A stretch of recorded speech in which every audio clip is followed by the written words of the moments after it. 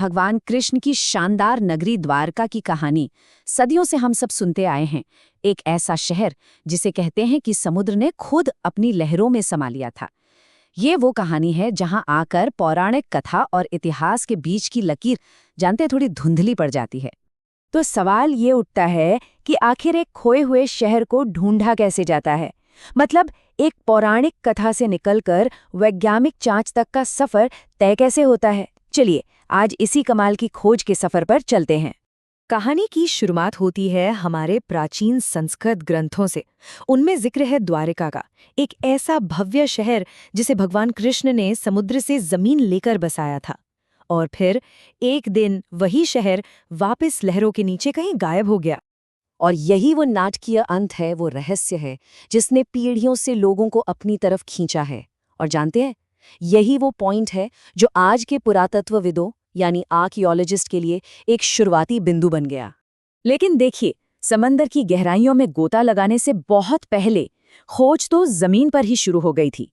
किनारे पे कुछ ऐसे सुराख मिलने लगे थे जो इशारा कर रहे थे कि शायद इस कथा की जड़ें हकीकत में हो सकती हैं।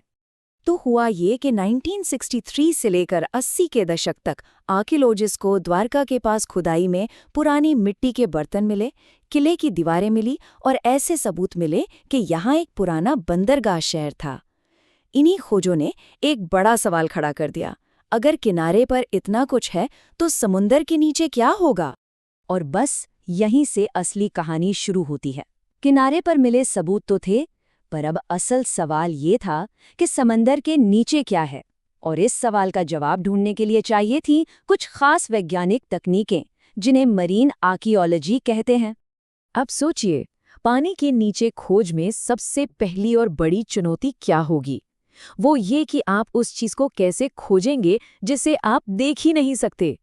पूरा का पूरा समुद्र तल तो एक छिपे हुए खजाने की तरह है। तो इसका जवाब मिला टेक्नोलॉजी में, और वो टेक्नोलॉजी है सोनार मैपिंग।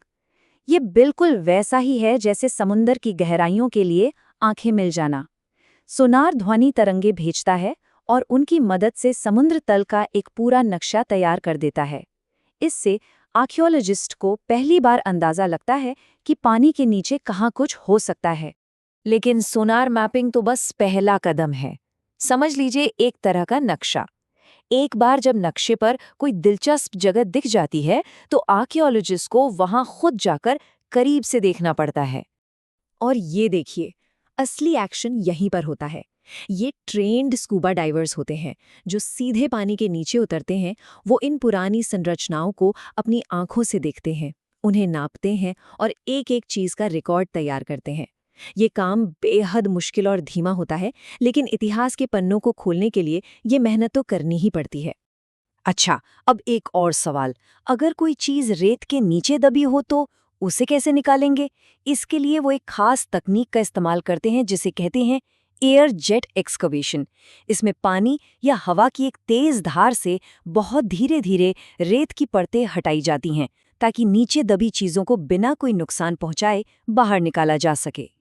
तो इन सारे कमाल की तकनीकों का इस्तेमाल करके दशकों की मेहनत के बाद आखिर मिला क्या। चलिए देखते हैं कि समुंदर की गहराइयों ने हमें कौन से सुराख दिए हैं। लिस्ट देखिए, काफी लंबी और इम्प्रेसिव है। तराशे हुए पत्थर के ब्लॉक्स, किले की दीवारें, पुराने बर्तनों के टुकड़े और सबसे जरूरी 120 से भी ज्यादा अलग अलग तरह के पत्थर के लंगर यानी एंकर्स। ये सब मिलकर एक ही तरफ इशारा करते हैं, यहाँ एक बड़ा और व्यस्त बंदरगाह शहर हुआ करता था।